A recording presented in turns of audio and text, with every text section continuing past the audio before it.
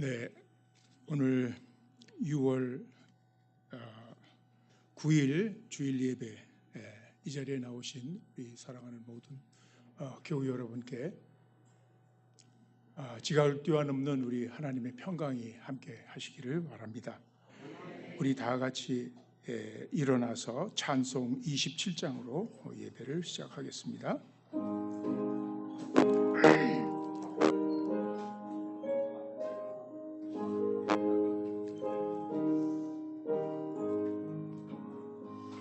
빛나고 높은 보좌와 그 위에 앉으신 주 예수 얼굴 영광이 해같이 빛나네. 해같이 빛나네. 지극히 노와 한없는 자비를 우성사 소리 넣어서 늘 찬송 부르네. 늘 찬송 부르네. 영죽을 나를 살리려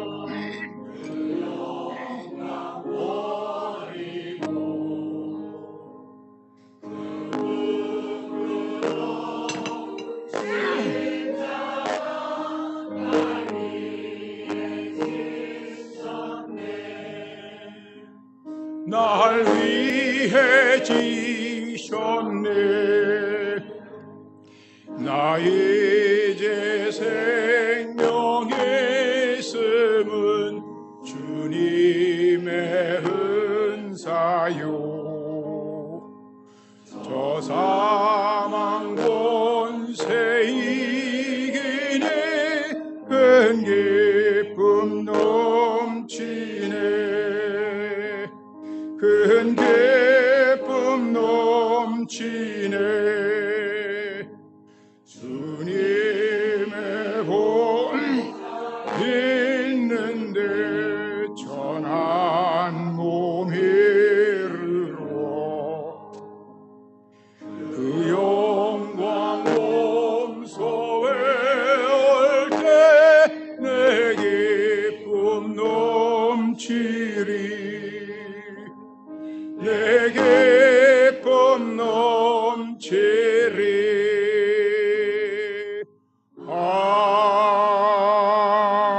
아멘.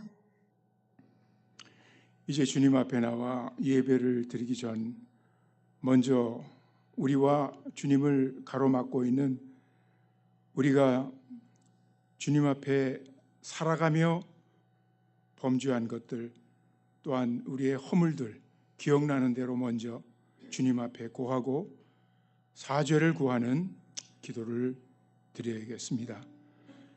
한 주간을 돌아보며 각자 기도하시겠습니다. 오 주님, 주께서 저의 모든 삶의 모든 영역에 다스리는 온전한 주님이 되시기를 원하지만 아버지 하나님, 제가 온전히 전폭적으로 의지하지 못한 아버지 하나님, 제가 먼저 앞서 결정하고 아버지의 뜻을 미처 헤아리지 못한 것들 주님 기억합니다. 아버지 하나님, 돌이켜주시고 이 악습을 버릴 수 있도록 주께서 은혜 베풀어 주시기를 원합니다. 그래서 의식이 깨어있는 모든 순간마다 시간에 이제 내리는 결정이 먼저 성령님을 의지하고 주님과 상의하고 주님이 보여주시는 말씀의 진리에 따라 먼저 선택하고 결정할 수 있도록 주께서 아버지 저의 마음을 주장해 주시옵소서. 주님, 이 시간에도 저희 모두가 주님 앞에 서기에 부족한 죄인들이지만 아버지 하나님께서 용서 못할 죄가 없는 것을 저희들이 믿습니다. 주여, 십자가의 보혈로 저희 모든 죄들을 사해 주심을 믿습니다.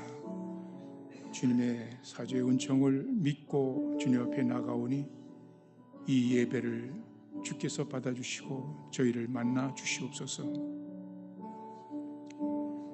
자비로우신 아버지, 오늘도 죄인된 저희들을 이 자리에 불러 주님의 자녀된 특권을 누리며 하나님의 이름을 성호를 찬양하며 아버지 하나님 말씀을 듣고 아버지 하나님께 우리의 모든 마음을 아뢰고 우리의 소원을 구하며 은혜를 받도록 인도해 주심을 감사드립니다. 원하옵는 것은 저희가 아직 깨닫지 못하여 아니면 의지가 부족하여 주님께 순종하지 못했던 고백한 모든 죄들을 이 시간도 아버지 하나님 예수 그리스도의 십자가에 아버지 그 공로를 의지하여 아버지 하나님께서 사회해 주시고 저희들을 이 시간 주님 앞에 나와 있는 저희들을 향하여 얼굴을 드사 그 얼굴 빛을 비춰주시기 원합니다. 아버지 하나님의 은혜와 긍휼을 인하여 감사드리며 예수 그리스도 이름으로 기도하옵나이다. 아멘. 이제 앉아서 신앙 고백을 하시겠습니다. 제 순서에 빠졌는데 우리 오늘 오랜만에 나오신 분, 새로 나오신 분들 소개하고 환영하는 시간을 갖겠습니다. 우리 같이 신앙생활을 오래 하시다가 떠난 저의 셀에 속해 있었던 우리 김형래 집사님 얼굴이 보이는데 반갑습니다. 네.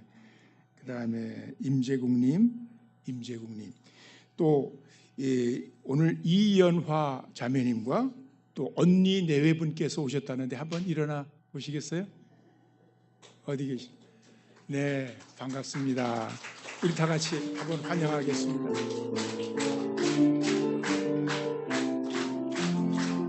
주의 사랑으로 사랑합니다. 주의 사랑으로 사랑합니다. 형제 안에서 주의 영광을 보내 주의 사랑으로 환영합니다. 주의 사랑으로 환영합니다. 주의 사랑으로 환영합니다. 형제 안에서 주의 영광을 보내 주의 사랑으로 환영합니다. 아멘. 반갑습니다.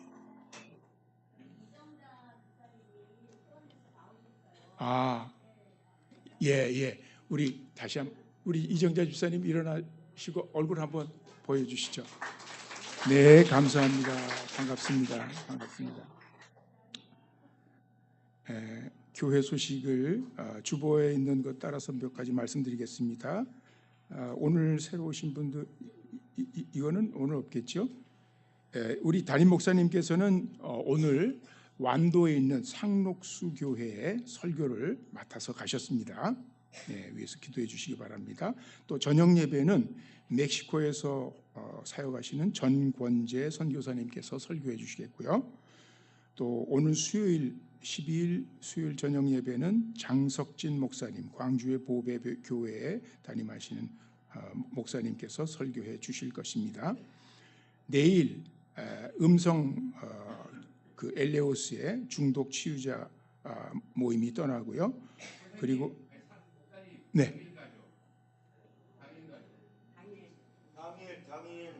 당일 하루만 간다고. 여기 주보하고 다르군요. 내일 하루만 다녀온다고요? 네, 그렇게 하시기 바랍니다. 그다음 베고니아 팀의 쪽방촌 독거노인과 노숙인을 위한 위로 공연이 15일 토요일 오후 3시에 천막교회 앞에서 열린다고 합니다.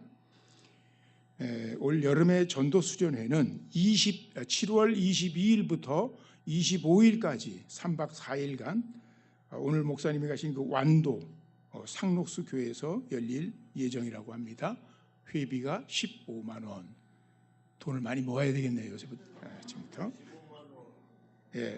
그다음에 그 청년부 수련회가 또 있어요. 여기 주보 안 올랐습니다. 잘 드십시오. 청년부 우리 부장교사님이 장상욱 안수집사님이신데 청년부 수련회는 6월 26일 수요일부터 28일 금요일까지 2박 3일간 장소는 충북 단양 지역이라고 합니다. 여러분 기도하시고 또 많이 참석하시기 바랍니다. 그리고 마지막으로 셀 리더 모임은 사실 오늘 모이기로 광고했는데 7월 첫 주로 연기합니다. 그렇게 하시기 바랍니다. 광고사항 또 다른 것 빠진 거 없죠? 네, 그러면 이제 다 같이 사도신경으로 우리의 믿음을 고백하겠습니다. 전능하사 천지를 만드신 하나님 아버지를 내가 믿사오며 우리 주 예수 그리스도를 믿사오니 이는 성령으로 잉태하사 동정녀 마리아에게 나시고 본디오 빌라도에게 고난을 받으사 십자가에 못 박혀 죽으시고 장사한 지 사흘 만에 죽은 자 가운데서 다시 살아나시며 하늘에 오르사 전능하신 하나님 우편에 앉아 계시다가 저리로서 산자와 죽은 자를 심판하러 오시리라. 성령을 믿사오며 거룩한 공회와 성도가 서로 교통하는 것과 죄를 사하여 주시는 것과 몸이 다시 사는 것과 영원히 사는 것을 믿사옵나이다. 아멘. 우리 교동문은 89편 로마서 6장 3절부터 9절 본문입니다. 저와 같이 교독하시겠습니다. 무릇 그리스도 예수와 합하여 세례를 받은 우리는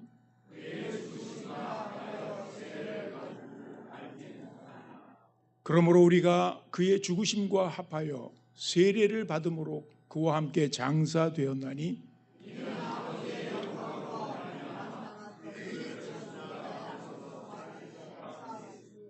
우리로 또한 새 생명 가운데서 행하게 하려 함이라.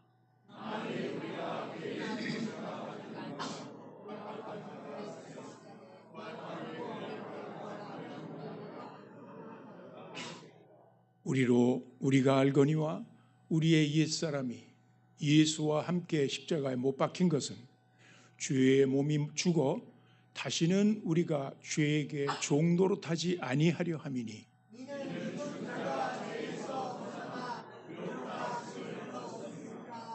만일 우리가 그리스도와 함께 죽었으면 또한 그와 함께 살 줄을 믿노니 이는 그리스도께서 죽은 자 가운데서 살아나셨음에 다시 죽지 아니하시고 사망이 다시 그를 주장하지 못할 줄을 알미로라. 아멘. 찬송 191장 드리시겠습니다.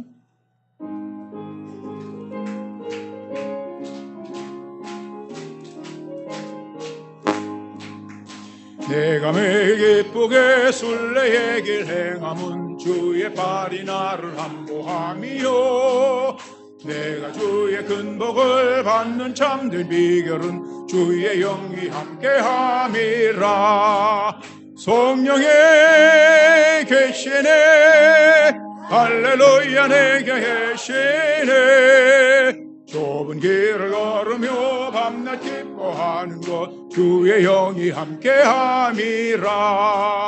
전에 죄에 빠져서 평안함이 없을 때 예수 십자가에 죽으심 입어 그 발 아래 엎드려 주는 평화 얻음은 주의 영이 함께함이라. 성령에 계시네 할렐루야 함께 하시네 좁은 길을 걸으며 밤낮 기뻐하는 것 주의 영이 함께 함이라. 전에 저전에서 모든 걸 하시니 그때와 같이 들었다 주의 영이 함께 함이라. 성령에 계시네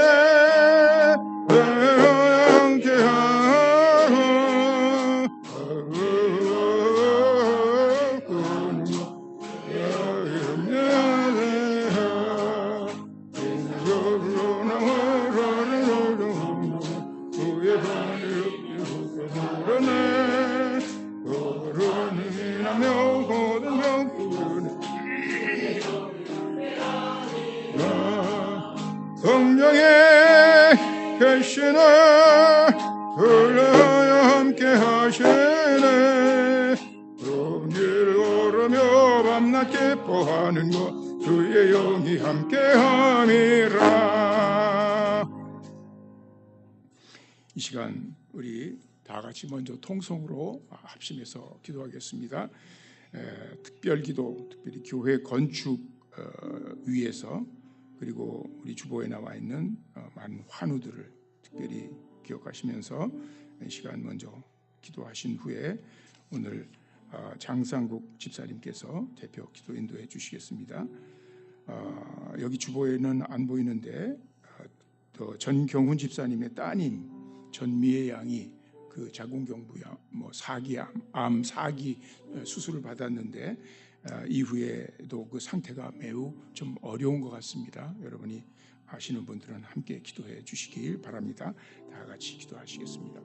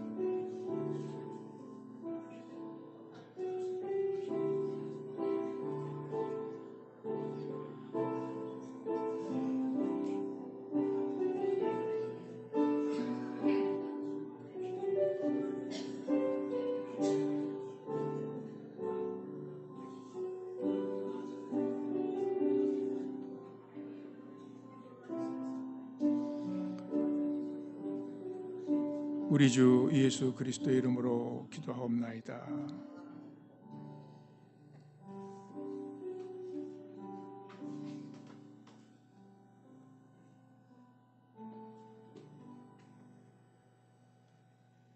다 같이 기도하겠습니다.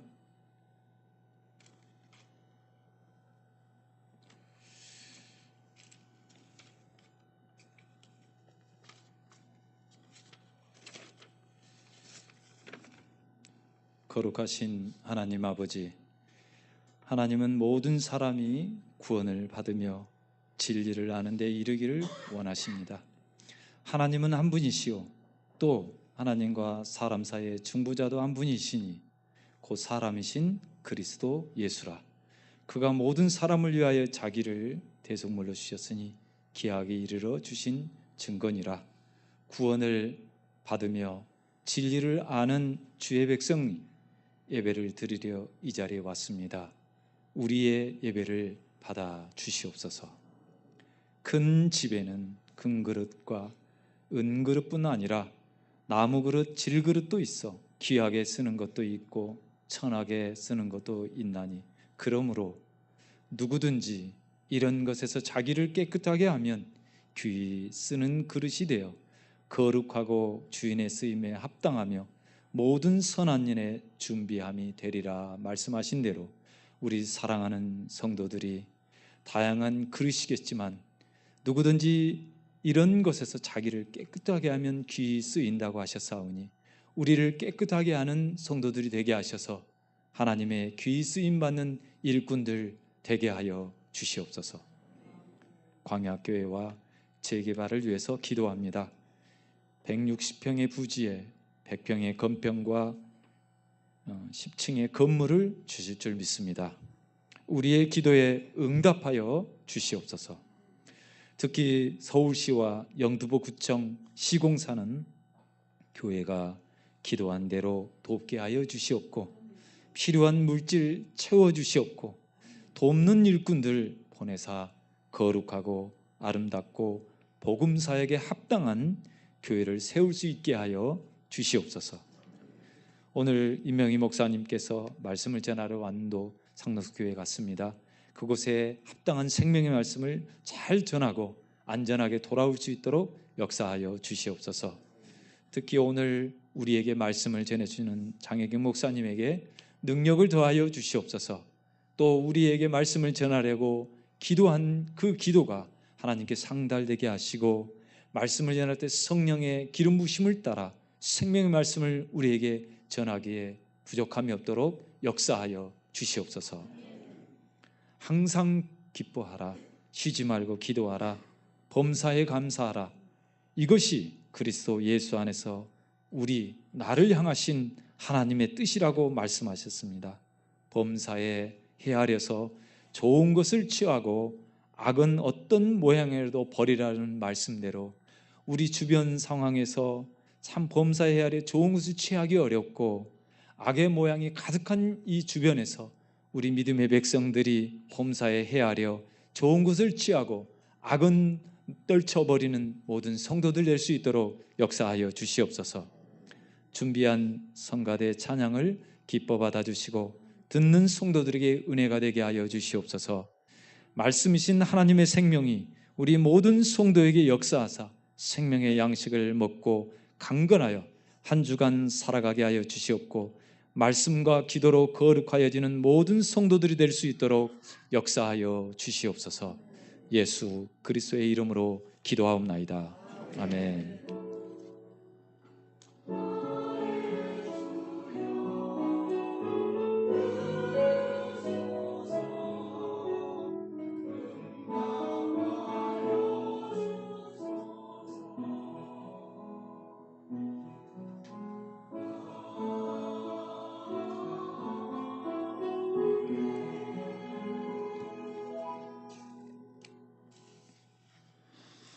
이제 성경 봉독 로마서 8장 9절부터 14절 말씀입니다.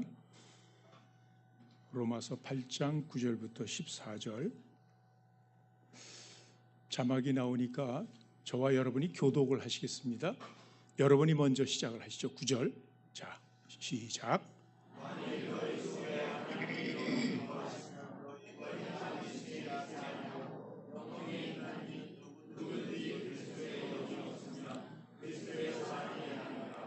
또 그리스도께서 너희 안에 계시면 몸은 죄로 말미암아 죽은 것이나 영은 의로 말미암아 살아있는 것이니라.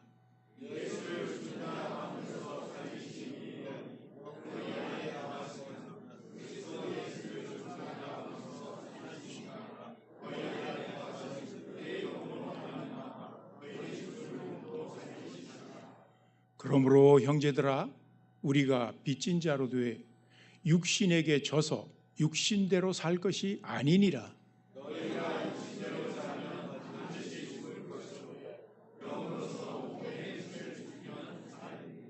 무릇 같이 읽겠습니다. 하나님의 영으로 인도함을 받는 사람은 곧 하나님의 아들들이다. 아멘. 이제 우리 성가대의 특송이 있겠습니다.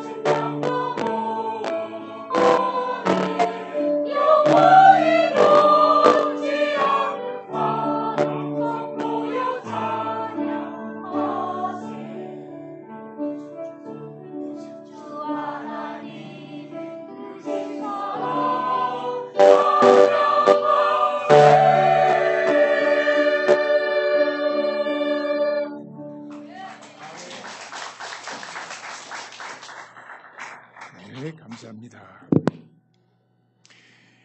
예수 그리스도를 나의 죄를 대속하신 구주로 믿고 세례를 받고 또 교회에 나오는 신자들은 아마 거의 빠짐없이 하나님이 우리와 함께 계신다고 믿습니다. 어떤 방식으로 하나님이 우리와 함께 계시나? 어떻게 함께 계시죠? 오늘 읽은 로마서 8장의 본문처럼 하나님의 영 혹은 그리스도의 영이라고 표현한 성령님 같은 분이에요. 성령님을 하나님의 영이라고 부르기도 하고 예수 그리스도가 보내신 분이기 때문에 그리스도의 영이라고 부르기도 합니다. 이 하나님의 영, 그리스도의 영 성령님이 우리 안에 들어오셨고 떠나지 않으시고 계속 우리 안에 거주하고 계십니다. 이게 주님이 살아계셨을 때 주님이 이 땅에서 제자들에게 약속하신 그대로예요. 내가 너희에게 또 다른 보혜사를 보내겠다. 이게 성령님인데 그 보혜사는 너희를 떠나지 않고 내가 너희를 버리지 않겠다. 그리고 예수님이 오신 것은 우리와 함께하기 위해 오신 하나님, 즉 예수님의 별명이 그래서 뭐예요? 임마누엘이라 하리라. 하나님이 우리와 함께 해주시는 것을 약속해 주셨는데 그게 바로 성령님이 오순절을 통해 우리에게 이 땅에 오시고 신자들에게 임하셔서 우리 안에 거주지를 잡고 거기에 살고 계심으로 나갔다 들어갔다 버렸다 다시 들어왔다 하시는 게 아니라 계속 예수 그리스도를 믿는 우리에게 우리가 그 믿음을 일으켜 주시고 우리를 다시 거듭나게 하신 그 성령은 계속 우리 안에 거하고 계십니다. 그런 방식으로 우리와 함께 하는 거죠. 자, 이걸 여러분들은 다 듣고 알고 계시죠. 이거에 대해서 난 모른다 하는 사람은 아마 거의 없을 거예요.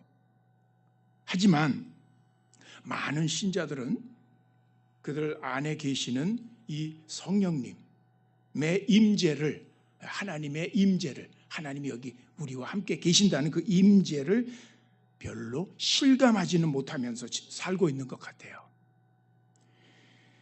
그러면서도 하나님이 나와 함께 계신다는 사실을 좀 더 그분의 임재를 확실하게 좀 더 강렬하게 느끼고 싶어 하죠. 그런 소원들 여러분 있습니까?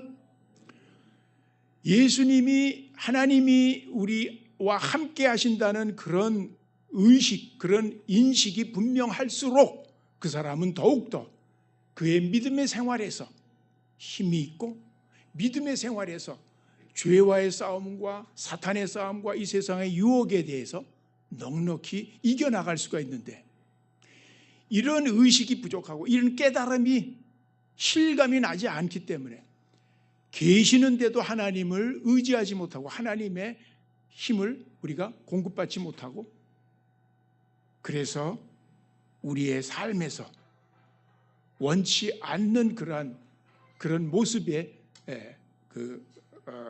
어떤 부정적인 그러한 모습들을 드러냅니다. 오래 신앙생활을 한다고 해도 바로 믿음에서 진보하지 못하는 것이 제가 생각하기에 무엇보다도 우리에게 보내주셔서 우리 구원을 이루어 가시는 바로 이 성령님에 대한 임재의식이 부족해서가 아닌가 이렇게 생각이 들어요. 오늘 우리가 함께 나눌 성경의 교훈은 바로 그 주제에 관한 것입니다.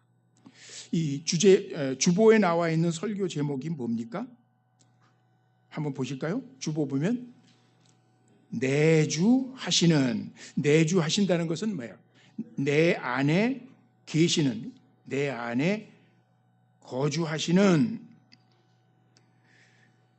하나님의 임재를 맛보며 살아가기 이렇게 붙였습니다. 저는 오늘 여러분과 나누려고 하는 이 성경의 가르침을 제가 이렇게 준비하면서 요약을 해보았어요. 6페이지짜리로 요약을 해봤어요. 그리고 이것을 이 설교를 갖다가 하고 나면 들을 때에는 많이 좀 깨달음도 있고, 그 다음에 그것이 자극을 받다가도 그 다음에 그걸 금방 잊어버릴 수가 있기 때문에 이걸 갖다가 한번 여러분들도 이걸 항상 한번 듣고 그냥 지나가는 게 아니라 이거를 하나의 지침을 삼아서 다시 들춰보면서 생활하면서 좀 적용을 할 수 있도록 제가 이걸 문서로 하나 만들었습니다. 그래서 이 6페이지짜리 문서를 우리 광야교회 단톡방에 이미 제가 올려놨어요. PDF 파일로. 보신 분들도 계시죠? 예, 모르는 분들이 더 많은 것 같아요. 이 PDF 파일로 올려놨어요. 이 제목으로. 여러분들이 요새는 얼마나 좋습니까? 카톡 여기 들어가서 그거를 탁 그 스마트폰이 있는 분들은 탁 누르면 다운로드를 받을 수 있어요. 그래서 이 스마트폰 안에서 언제 어디서든지 꺼내서 이렇게 볼 수가 있단 말입니다. 그래서 그렇게 하기 위해서 제가 이렇게 올려놨는데 지금이라도 여러분들이 그것들을 좀 참고하실 수 있기를 바랍니다. 이 오늘 설교의 주제는 변함이 없지만 그 문서의 제목은 살짝 바꿨어요. 어떻게 바꿨냐? 하나님의 빛 안에서 살기 위한 안내서, 이렇게 제목을 붙였습니다. 자, 그럼 이제 그 내용을 5가지 작은 제목으로 분류해서 말씀을 드리겠습니다. 여러분, 우리가 분주하게 일상을 살면서 우리는 하나님이 우리를 부르신 그 소명을 잊기가 쉽습니다.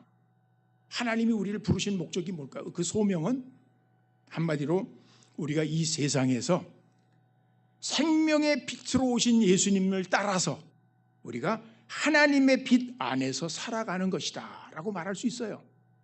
어두움에 살다가 어둠의 자식이었으나 이제는 빛 가운데에서 빛의 자녀들을 만드시는 하나님의 그 빛 가운데 살아가는, 하나님의 그래서 성품을 닮아가며 나타내는, 그래서 이 세상에 하나님의 존재를 드러내고 그분의 복음을 전하게 하는, 이게 바로 하나님이 우리를 이 세상에 먼저 이 자리에 불러 모으신 목적이라 이 말입니다.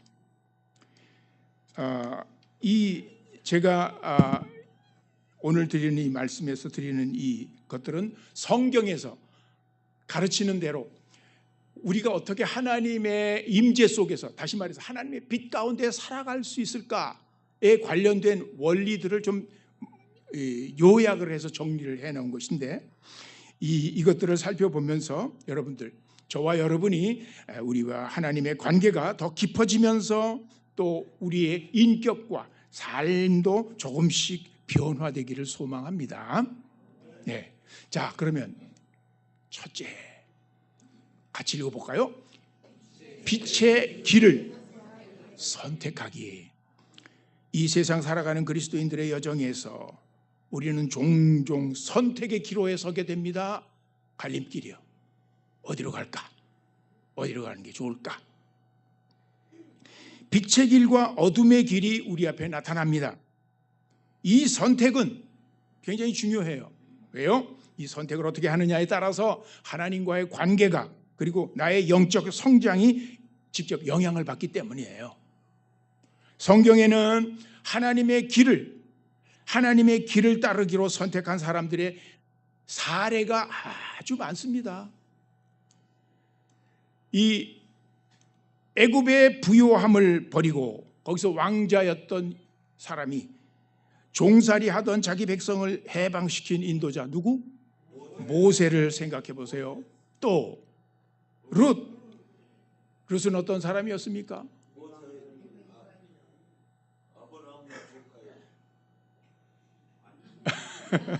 족보가 좀 이상한. 네, 올라가면 다윗의 증조모가 되는데, 이 룻은 이방 여자였어요. 불확실한 앞날에도 불구하고, 앞날이 굉장히 걱정한 불확실한에도 불구하고 시어머니 나오미와 그가 섬기는 하나님, 그녀의 하나님을 따르기로 선택을 했단 말이에요. 이 선택은, 그들의 선택은 이게 쉽지가 않았어요. 희생이 있었어요. 그럼에도 불구하고 하나님의 빛을 선택한 사람들입니다. 하나님의 빛을 선택하는 것은 믿음의 뭐예요? 도약이에요. 도약이 뭡니까? 힘을 내 가지고 꾹 뛰어넘는 거예요. 장애물을 뛰어넘는 거예요. 내 길이, 하나님의 길이 내가 선택한 길보다 더 낫다는 것을 신뢰하는 것입니다. 나의 모든 그래서 통제권을 내가 다 주장했던 이 통제권을 그분께 내려놓고 그분이 내 발걸음을 인도하시도록 맡기는 겁니다. 그 길이 때로는 어둡고 험해 보일지라도 하나님께서는 결국 우리가 가야 할 목적지로 인도하실 것이라는 것을 믿는 것이에요. 그래서 믿음으로 뛰어넘는 거예요. 자, 두 번째, 빛의 길을 선택하고, 둘째, 그 다음 같이 믿음의 공동체를 구축한다는 것은 형성한다는 거예요. 하나님은 빛이십니다. 그런데 그분의 빛은 우리를 인도하실 뿐만 아니라 우리를 또한 연결해 줍니다. 이렇게. 그래서 그 빛은 신자들 간의 교제를 촉진해서 하나의 영적 공동체를 창조하시는 거예요. 하나님은 항상 그의 백성들을 따로 홀로 만나지 않으시고 공동체로, 무리로, 그의 백성으로 그 안에서 만나시는 거예요. 하나의 촛불이 빛을 잃지 않으면 많은 다른 촛불들을 밝힐 수 있는 것처럼 우리 안에 있는 하나님의 빛은 나를 통해서 다른 사람들에게 영감과 용기를 주면서 이렇게 전달하기를 원하시는 겁니다. 신앙 공동체는 우리의 영적 여정에 매우 중요한 역할을 해요. 많은 신자들이 이걸 굉장히 무시해요. 교회에 나오는 것 자체를 자기가 혼자서 다 신앙생활 하는 게 차라리 편하고 뭐든지 나는 다 할 수 있다 생각하는데 천만에요. 우리에게는 공동체가 필요합니다. 반드시 필요합니다. 그것을 위해서 우리 하나님이 교회를 이루셨어요. 전도서 4장 9절부터 10절이 말하는 바와 같습니다. 자, 9절 여러분 시작.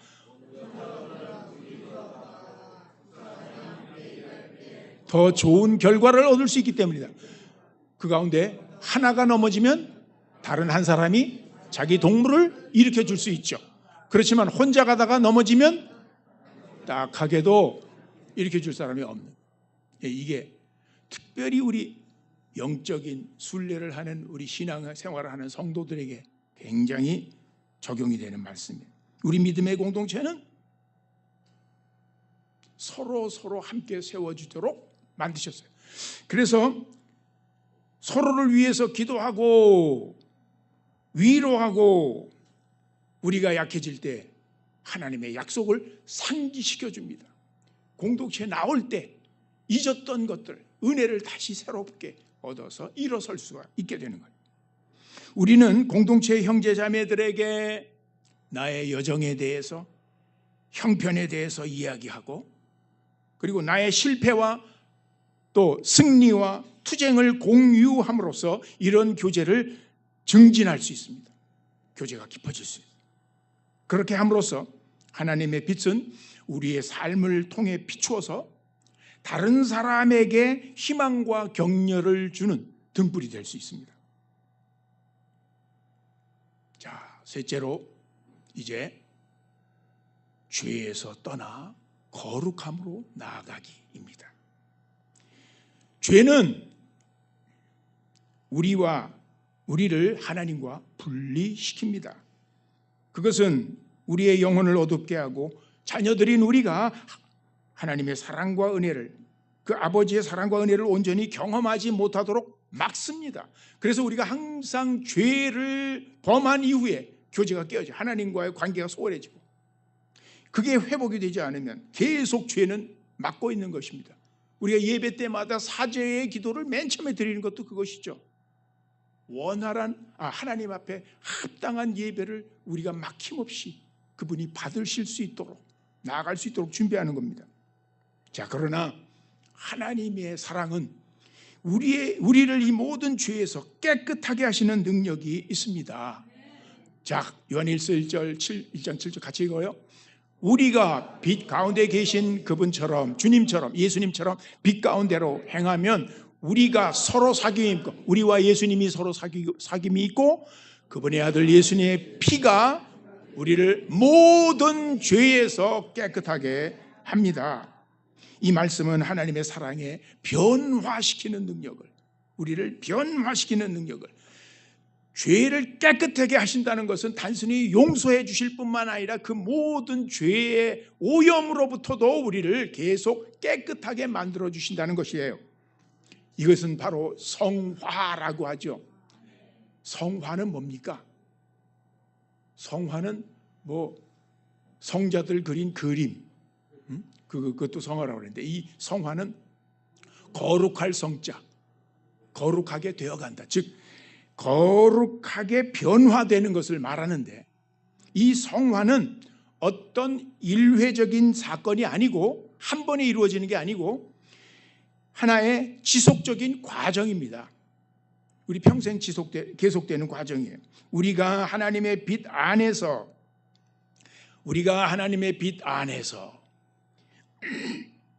걷기를 계속할 때 하나님의 진리가 우리의 죄를 드러냅니다.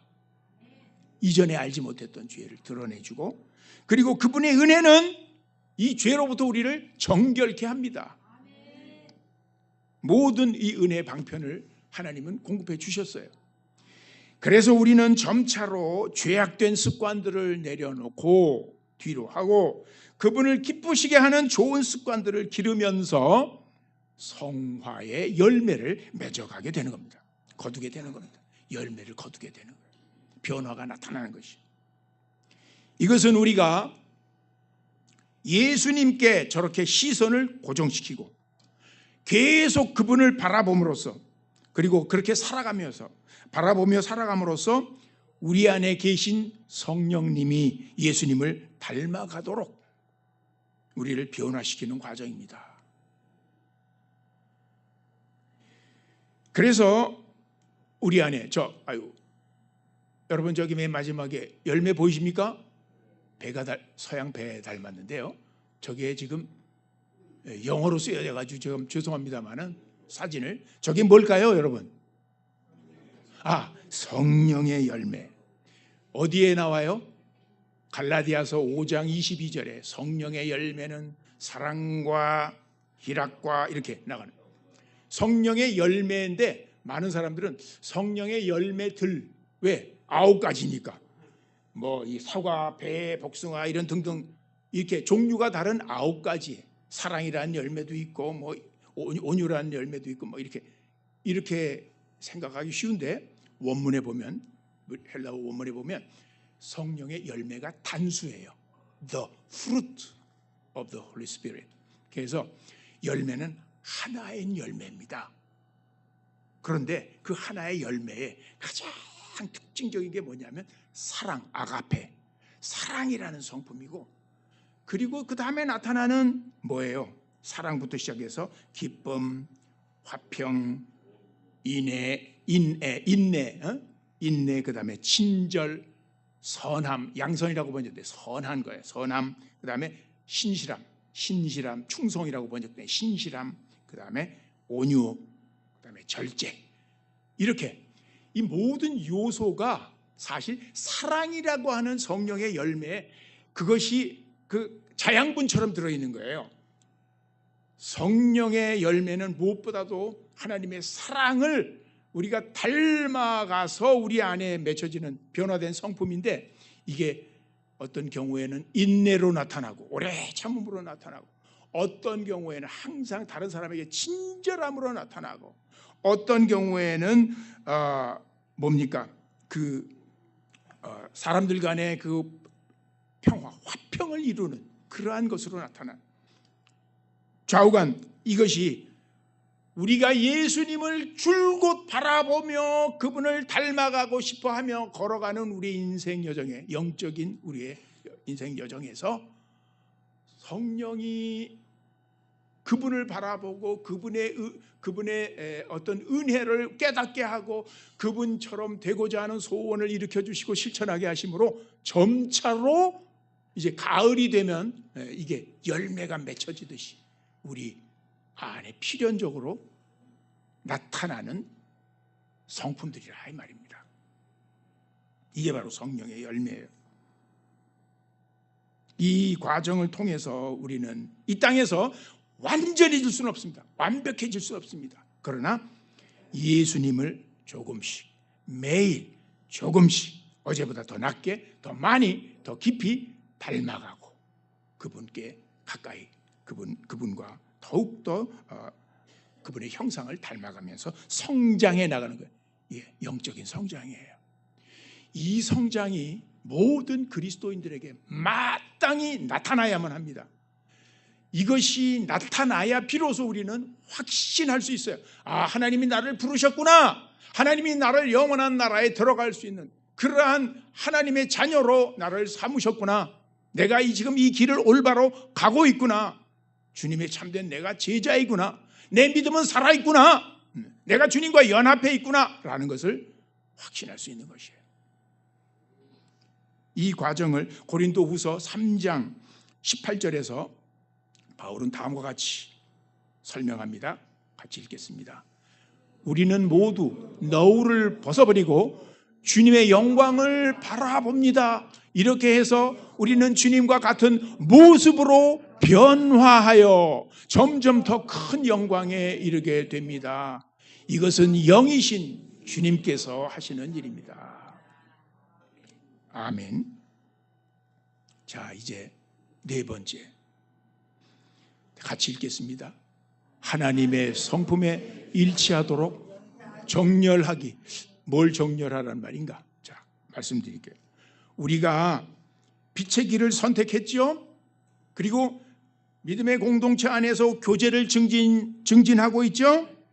그리고 이제는 빛 가운데 계속 걸어가면서 특별히 죄에서 떠나서 거룩함으로 나가는 이러한 하나님의 빛이 나를 깨끗게 하는 정화시키는 그런 과정을 밟아갈 때 우리의 말과 우리의 행동은 점점 더 하나님의 성품에 일치하는 것으로 바뀌게 된다는 말이에요.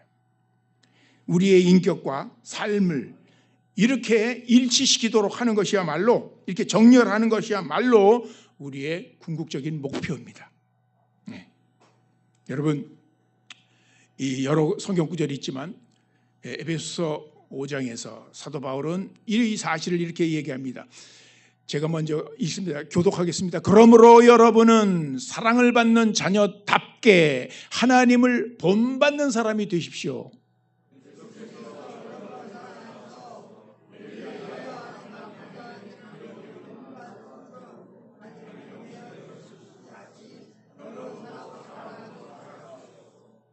음행이나 온갖 더러운 행위나 탐욕은 그 이름조차도 여러분의 입에 담지 마십시오.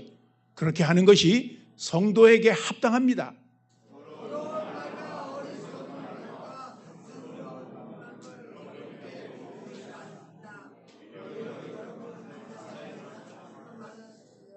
여러분, 조금 우리 찔리는 사람 없습니까?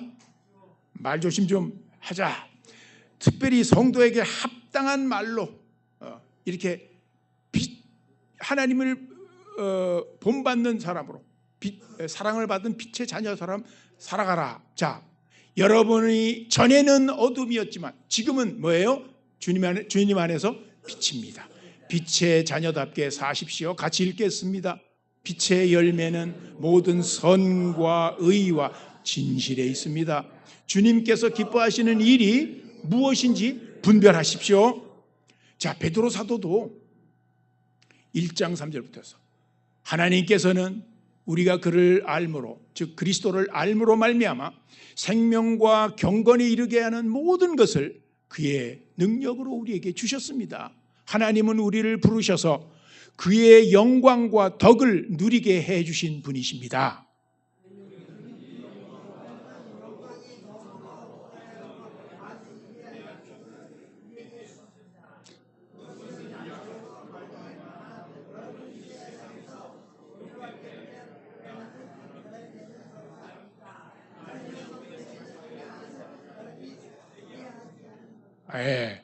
이게 참 운맞춰 같이 읽기가 어렵네. 제일 중요한 것은 4절 맨 마지막 부분에 하나님이 우리를 부르셨다 그랬는데 3절에 그 목적이 무엇인가? 하나님의 성품에 어떻게? 참여하는 자들이 되도록 하기 위해서. 즉 하나님의 성품을 우리가 본받도록 하기 위해서. 하나님의 성품, 하나님의 본성은 많이 있죠. 그 중에 가장 사랑, 진리, 그리고 거룩, 이런 것들이 하나님의 성품이잖아요. 우리가 그분의 빛 안에서 걸을 때 우리는 매일 이런 성품들을 나 자신이 본받고 그것을 나타내도록 도전을 받습니다. 그래서 우리는 이전과 달리, 예전에는 사랑을 하더라도 좀 사랑스러운 사람에게 조건부로 사랑했지만 이제 조건 없이 사랑하고, 또 거짓말도 많이 하고 속이기도 했지만 이제는 진실하게 살고, 그 다음에 또 모든 일에서 이제는 죄에서 떠나 거룩함을 추구하도록 배우는 겁니다. 그러므로 여러분, 이 자리에 있는 우리 모든 광야교회 지체 여러분, 광야 쉼터와 사닥다리와 쪽방에 거주하시는 살고 있는 이 형제자매들, 그리고 우리 광야교회와 사길사 사막의 길을 내는 사람들, 이 귀한 사역에 부름을 받은 형제자매들은 우리의 말과 우리의 행동이 하나님의 성품에 일치되도록 항상 힘씁시다. 아멘 하십니까? 소원이 강렬해져야 됩니다. 간절히 나는 그렇게 정말 본받고 싶고 주님의 빛된 자녀로 살고 싶다, 믿음에서 진보하고 싶다, 성령의 열매를 맺으며 살고 싶다, 이런 소원이 있어야겠습니다. 이렇게 사는 것은 바로 내가 고백하는 신앙과 내가 살아가는 생활과 사역을 통합하는 거예요. 많은 사람들이 믿음 따로 살아가는 것 따로, 교회 나와서 하는 것 따로, 세상에 나가가지고 행동하는 것 완전히 다른 방식으로 살기 때문에 믿음이 자라지 못하는 거예요. 지탄을 받는 거예요. 그런데 우리는 모든 우리의 말과 행동이 하나님의 성품에 일치되도록 의식해서 그렇게 살아갈 때 그건 통합이 된 삶의 믿음이 온전히 성숙한 통합된 믿음인 것입니다. 내가 무슨 일을 맡아서 하든 그것이 뭐 남들 보기에 좀 중요해 보이건 좀 사소해 보이건 뭐 높아 보이건 낮아 보이건 상관없이 내가 만나는 사람을 늘 다 같이 친절하고 존중하는 태도로 대합시다. 그게 바로 그렇게 살아가는 것. 사람들의 시선이나 평가에 마음을 두지 않고 내가 맡은 주님이 맡기신 이 일을 그 주님의 뜻대로, 하나님 뜻대로 정직하고 성실하게 감당하는 것을 의미하는 거예요. 창조주께서 나에게 주신, 타고날 때 주신 재능과 이 기술을 발휘해가지고 기꺼이 다른 사람을 섬기고 그래서 하나님께 영광을 돌리는 것을 의미합니다. 여러분, 우리 다 같이 이렇게 살고 싶습니까? 아멘. 자, 이제 마지막. 이거 안 읽었구나. 읽죠.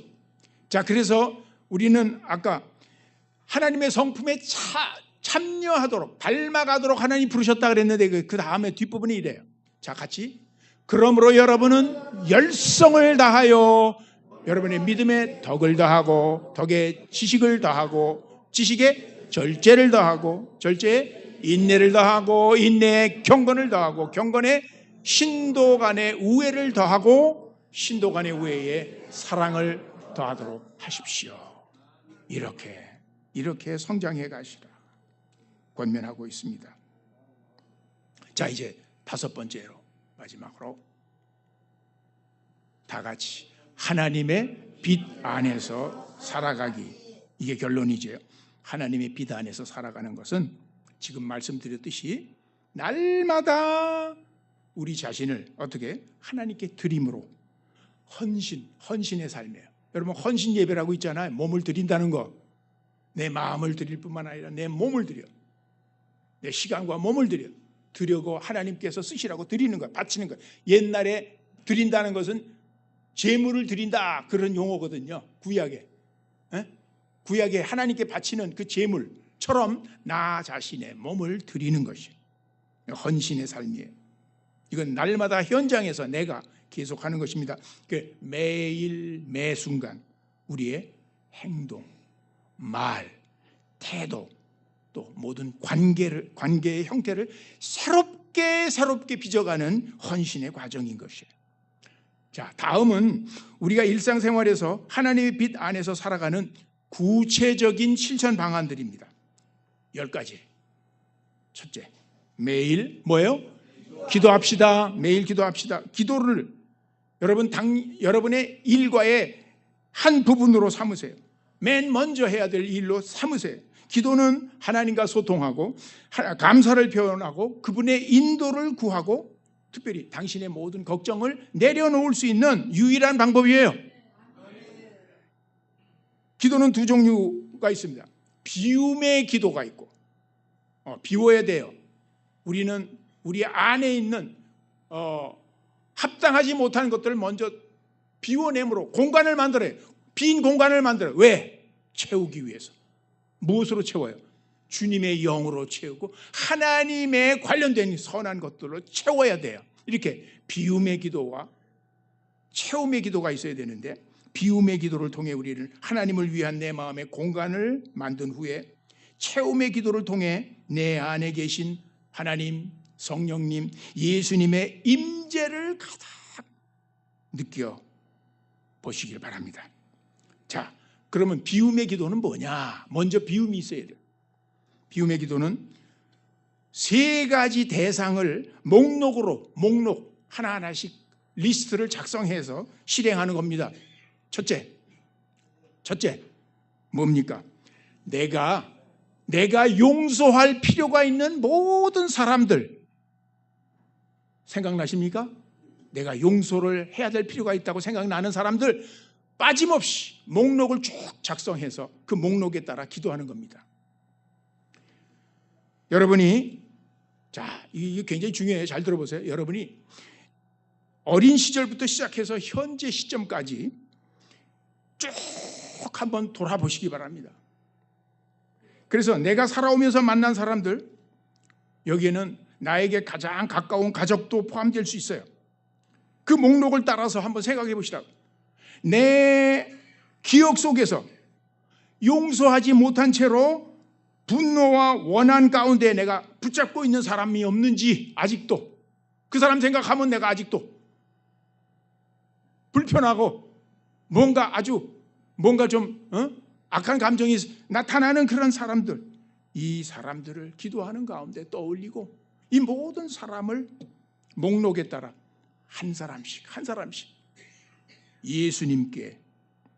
예수님께로 완전히 놓아 보내야 됩니다. 내가 용서를 해서. 어떻게 용서해요?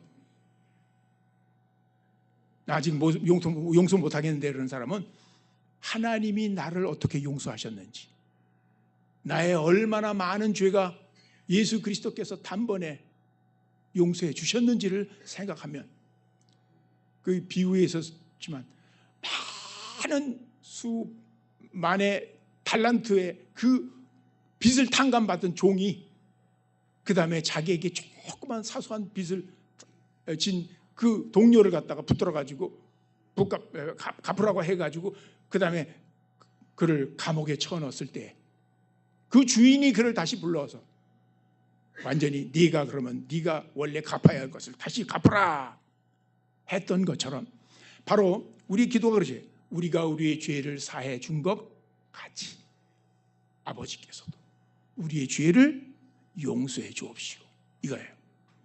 바로 이것을 기억하시기 바랍니다. 그러면 사실은 우리의 마음과 생각이 이제 변하게 됩니다. 그래서 이 내 마음속의 원한과 분노 속에 붙잡고 있었던 이 사람들을 다 빠짐없이 예수님께로 놓아 보낼 때까지 기도하는 겁니다. 당신의 목록에, 여러분의 목록에 어쩌면 하나님이 포함될 수도 있어요. 하나님에 대해서 분노와 하나님에 대해서 억울함과 하나님에 대해서 증오하는 사람들이 있어요. 이거 굉장히 실제적으로 아주 빈번한 사례입니다. 사람을 미워하고 증오하는 것만큼 하나님을 향해서 하나님의 분노를 느끼는 사람들이 현실적으로 있습니다. 살펴보세요. 내가 믿는다고 하지만 하나님과 쌓인 억하심정이 없는지. 만일 그렇다면 그분도 놓아드려야 돼요. 회개해야 돼요. 왜 우리는 이 기도를 해야 될까요? 왜 이 기도가 필요할까요? 분노와 원한이 우리의 가슴에 하나님만이 채우셔야 할 내 마음과 무의식의 공간을 차지하고 있기 때문에 그래요. 내가 거기에 얽매여 있기 때문에 그래요. 자, 둘째로 또 무슨 목록을 작성해야 돼요? 내가 용서받을 필요가 있는 모든 것들 생각나는 대로 목록을 작성해요. 그리고 그것에 따라서 기도하는 겁니다. 여기에는 내가 가장 가까운 사람들에게 내가 저질렀던 죄가 포함될 가능성이 높습니다. 사랑하는 내 가족, 남편, 아내, 자녀, 친구들에게 내가 후회스러운, 그래서 아직도 자책하고 있는 이 모든 죄와 허물을 예수님께서 십자가로 데려가실 때까지 그 목록을 따라서 기도합니다. 왜 이런 기도를 해야 합니까?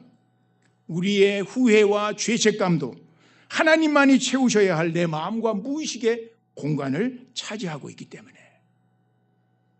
그래서 첫째 목록과 마찬가지로 이 둘째 목록을 따라 기도하는 것은 오랫동안 우리도 무의식 속에서 잡혀있던 내 자아를 붙잡고 있고 짓누르고 있었던 이 모든 죄의 짐들을 뱉어내게 하는 겁니다. 비워내게 하는 겁니다. 이제 셋째로 또 중요한 게 있어요. 하나의 마지막 남은 목록은 내 삶에서 같이 읽어요. 시작. 내 삶에서 예수님이 통제하지 못하시는 모든 영역의 목록을 작성한 후 기도하세요. 어떤 걸까요, 이게? 나의 고질적인 버릇, 습관, 좋지 않은, 그리고 중독증, 내가 끊어버리지 못하는 이 중독증, 시간과 돈을 낭비하는 취미생활과 인간관계 등 한마디로 남에게 떳떳이 드러낼 수 없는 모든 것을 말하는 겁니다. 이것들은 내가 주님께 항복하지 않고 사는 영역이에요. 주님께 내놓을게요. 여기만큼은 내가 내 마음대로 아직까지 계속하고 내 뜻대로, 내 육신대로, 내 정욕대로 하는 그러한 영역이에요. 그리고 그 영역의 주인은 누구예요? 우상이에요. 나의 우상이에요. 내가 하나님보다 더 중요하다고 생각하는, 내가 행복해지기 위해서는 하나님 말고 이게 꼭 필요하다고 생각하는 나의 우상인 거예요. 이 폐쇄된 우상의 영역까지 우리는 기도하면서 예수님께 활짝 열어 그분에 따라 완전히 그분이 다시 새롭게 만드실 수 있도록 그 모든 방방마다 열쇠와 통제권을 넘겨드려야 하는 겁니다. 그래서 하나님을 위해 사용할 새 공간을 확보해야 합니다. 자, 이 비움의 기도는 과거에 있었던 일뿐만 아니라 현재에서도 우리가 살면서도 나 자신이 수시로 점검하면서 계속할 필요가 있겠죠. 예. 자, 두 번째로, 그러면 비움의 기도를 한 후에 뭐가 이어져요? 체험의 기도가 뒤따라야 됩니다. 체험의 기도의 첫째는 내 안에 거하고 계신 하나님, 성령님, 예수님을 간절히 부르며 내가 앉았던 그 내 마음의 어디? 왕좌, 보호자에 제일 높은 자리에 좌정하시도록 와서 앉으시고 다스리시도록 정중히 초대하시기 바랍니다. 둘째로, 분노와 원한, 후회와 죄책감, 우상 등이 차지했던 그 과거의 그 이제는 빈 공간을 하나님이 쓰시기에 합당한 것들로 채워주시기를 이제 간구하시기 바랍니다. 그리고 지금까지 하나님이 내게 베풀어 오신 은혜와 긍휼과 복을 하나하나씩 되돌아보며 세어보고, 그 다음에 그것에 대해서 주님께 온 마음으로 진정한 감사와 찬양을 올리시기 바랍니다. 이것으로 채워주시기 바랍니다. 하나님께 대한 감사와 찬양으로 채우고 성령으로 충만케 하시길 구하고 성령이 다스리고 성령이 원하시는 도구가 되도록 나를 만들어 달라고 모든 영역을 주님께 맡기는 이 체험의 기도가 뒤돌아야 합니다. 이것이 우리에게 신자의 생활 속에서 기도한다고 할 때에 반드시 계속 꾸준히 계속되어야 될 내용이에요. 자, 이제 두 번째로 성경 공부하세요. 이제 지금부터 이제 짧게 말씀드립니다. 성경 공부. 이거 뭐 밤낮 하는 얘기네. 이게 성경의 가르침이에요. 기도하는 것, 성경 말씀 읽는 것, 연구해서 깨닫는 것. 기도 시간과 함께 우리는 하나님의 말씀을 읽고 묵상하는 시간을 마련하십시오. 성경에는 여러분의 결정과 행동을 인도할 수 있는 지혜와 격려와 진리가 가득하기 때문입니다. 자, 셋째로 하나님을 어떻게 해요? 신뢰하세요. 나 하나님 믿는데. 그런 의미가 아니고 하나님을 신뢰하라는 말은 어려운 때를 당하더라도 어려운 도전의 시기에 시험의 시기에서도 하나님의 선하심과 그분의 주권을 신뢰하라는 겁니다. 만유를 지으시고 지금도 통치하시는 하나님께서는 여러분에게 일어나는 모든 것들이 궁극적으로 여러분에게 가장 최선의 것이 되도록 그렇게 이루도록 일하고 계십니다. 로마서 8장 28절의 약속처럼 그것을 확신하시기 바랍니다. 그 다음 세 번째로 친교를 어떻게 해요? 친교를 확대하시기, 증진시켜서 친교를 심화시키고 정말 피상적인 만남이 아니라 몇몇 사람이라도 진정으로 믿음에 참된 깊은 교제를 나눌 수 있는 그런 친교를 증진하세요. 다른 신자들과 정기적으로 교류하세요. 이것은 우리 지역 교회에서도 또 셀 모임을 통해서 혹은 성경 공부 그룹을 통해서 혹은 요새는 인터넷을 통해서 온라인으로 우리와 같이 지역이 다르다 할지라도 온라인으로 연결되는 기독교 커뮤니티 등이 있죠. 그래서 거기 여러 방법으로 여러분들은 이 믿음의 교제를 찾을 수 있는 길이 많습니다. 우리 인생 여정에서 서로 격려하고 서로 어려울 때 지원할 수 있는 믿음의 친구들은 꼭 필요합니다. 꼭 필요합니다. 그 다음 다섯 번째로 의도적으로 선택하며 살아가십시오. 살아가면 결정이 필요할 때가 많아요. 항상 결정이 필요할 때마다 많은 사람들이 그냥 즉흥적으로 결정을 하거나 지금까지 밤낮 해왔던 대로 습관적으로 결정하고 그렇게 지나갑니다. 그러나 그렇게 하지 말고 생각을 해요.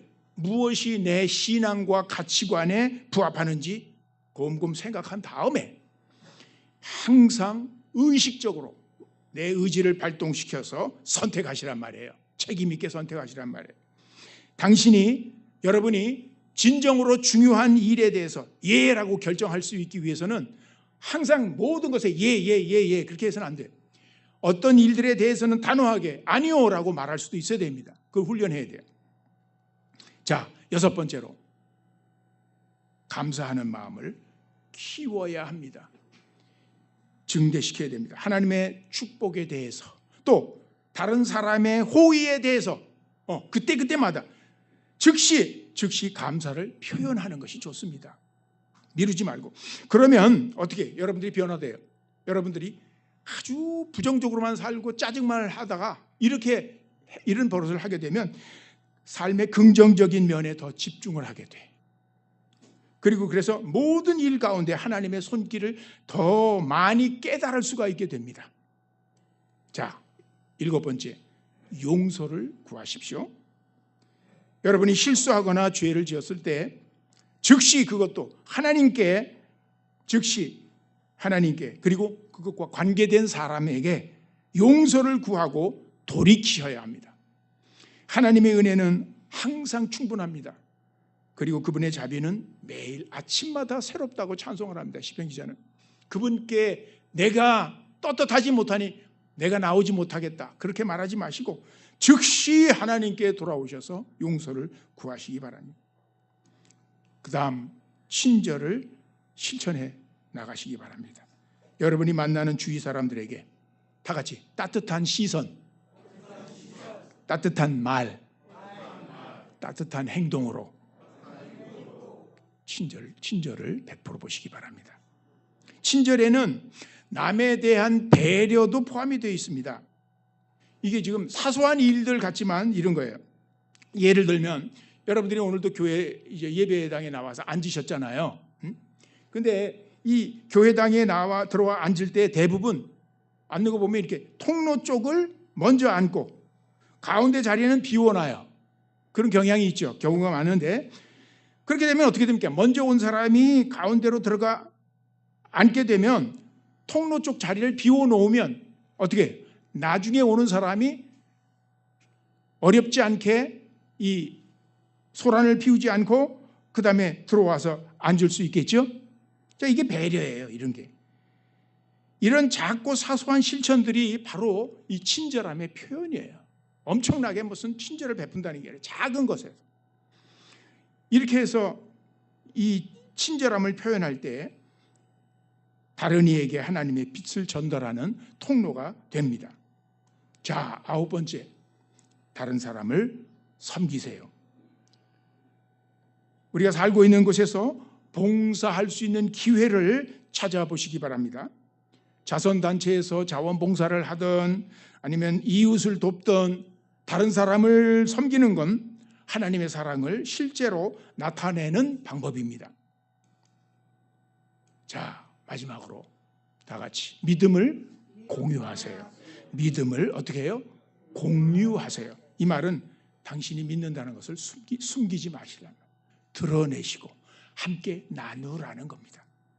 당신의 경험과 간증을 기회가 있을 때마다 또 당신이 소망하는 것을, 기도 제목을 다른 사람들과 공유하세요. 그러면 그리스도인으로서 당신의 정체성이 더욱 확고해집니다. 그리고 당신도 다른 이의 영적 여정에 선한 도움과 영향력을 끼칠 수 있습니다. 자, 이제 말을 맺습니다. 끝났습니다. 이렇게 우리는 계속 걸어가고 있는 거예요. 빛 가운데로. 우리 모두는 날마다 어둠 대신 빛의 길을 선택하고 다른 신자들과 교제를 증진하고 하나님의 사랑의 빛 안에 걸어가면서 그 빛이 우리를 변화시키도록 부름을 받았어요. 하나님의 빛 안에서 걸어가는 우리의 평생 여정은 자주 도전과 장애물을 만나지만 풍성한 축복과 심오한 기쁨, 그 큰 기쁨도 가득합니다. 일상생활이 아무리 바쁘더라도 분주하더라도 우리는 하나님과 함께하는 시간 확보하기를 잊지 맙시다. 매일 그분의 말씀을 정독하고 쉬지 않고 기도하며 항상 그분의 임재를 구하는 것을 최우선 순위에 두시기 바랍니다. 우리가 빛을 보는 것은 주의 빛 안에서만 가능하기 때문입니다. 그분의 빛 안에서 우리는 날마다 우리가 싸워야 할 싸움, 사탄과 죄와 세상의 유혹과 넉넉히 싸워 이길 수 있는 그러한 지혜와 힘과 능력, 평화를 얻을 수 있습니다. 다 같이 기도하시겠습니다. 거룩하신 영원하신 하나님, 주님의 영광된 자리를 부르시고 우리를 구원하기 위해 죄인의 형상으로 오셔서 십자가에 달리시기까지 아버지 하나님 희생의 죽음을 죽이신 예수 그리스도의 공로를 따라 아버지 하나님, 이제는 저희들이 죄 사함을 받고 우리 안에 주님께서 보내주신 보혜사 성령의 역사로 말미암아 우리 안에 새로운 소원과 새로운 생명을 얻게 하시고 이제 하나님의 자녀로서 빛 가운데 걸어가며 살아갈 수 있는 그 길을 열어주신 것을 감사합니다. 아버지 하나님, 이제 우리에게 오신 성령께서 하나님의 영이, 그리스도의 영이 항상 언제나 우리 안에 거하고 계심에도 불구하고 때로는 그분의 존재들을 완전히 망각하거나 혹은 그분의 역사를, 그분의 권고를 소멸하듯이 꺼버리거나 무시함으로 말미암아 아버지 하나님, 우리가 스스로 어려운 삶을 자초합니다. 우리의 믿음의 길이 곤고하고 힘듭니다. 그러나 하나님, 우리 안에 계신 성령을 통해서 우리가 주님 안에, 주님이 우리 안에 거하시는 원활한 교제를 통하여 우리가 생명의 길을 살아가기를 원하시는 하나님, 우리로 하여금 이제 오늘 주신 이 성경의 교훈을 따라 아버지 하나님, 날마다 빛 가운데 살아가는 삶의 원리들을 실천할 수 있도록 인도해 주옵소서. 그래서 참된 주님의 자녀들로서 예수 그리스도를 닮은 성품들을 열매로 맺게 하시고, 그리고 그 성품에서 우러나온 참된 선한 행위들이 주님께 영광 돌릴 수 있도록 해 주시옵소서. 감사하며 예수님의 이름으로 기도하옵나이다. 아멘. 찬송 447장 부르시겠습니다. 찬송 부르며 헌금하겠습니다. 이 세상 끝날까지 봉투하시니 내 친구 되신 주연을 함께 하소서.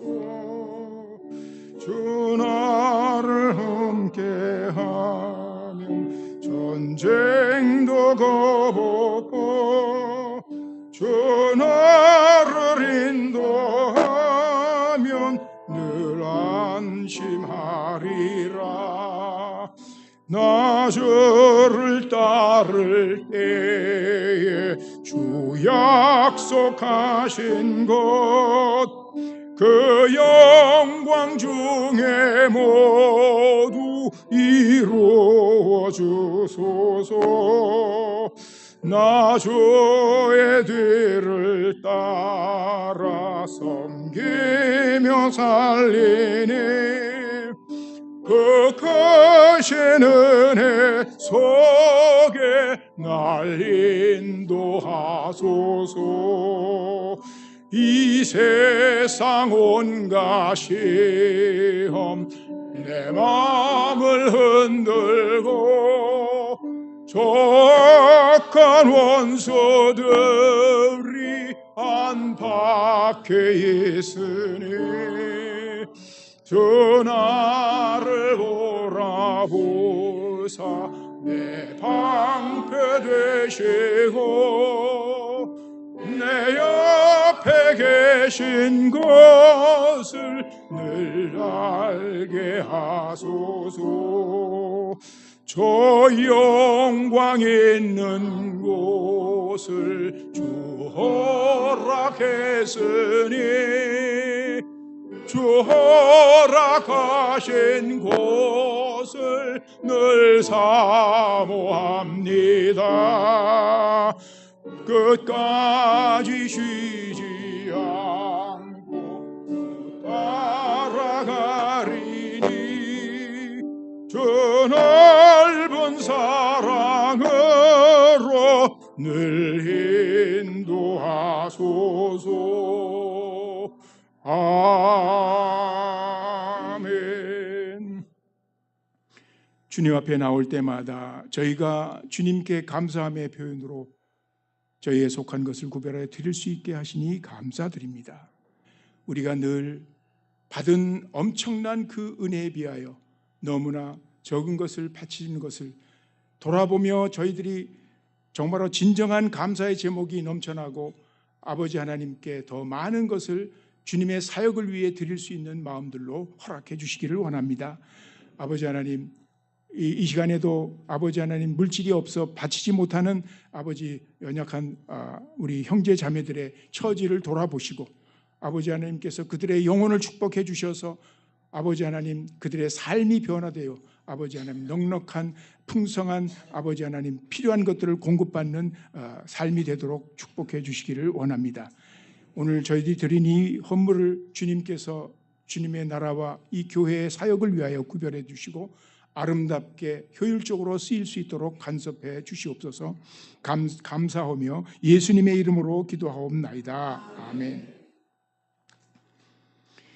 이제 다 같이 일어나셔서 1장 찬송 부르시고 마치겠습니다.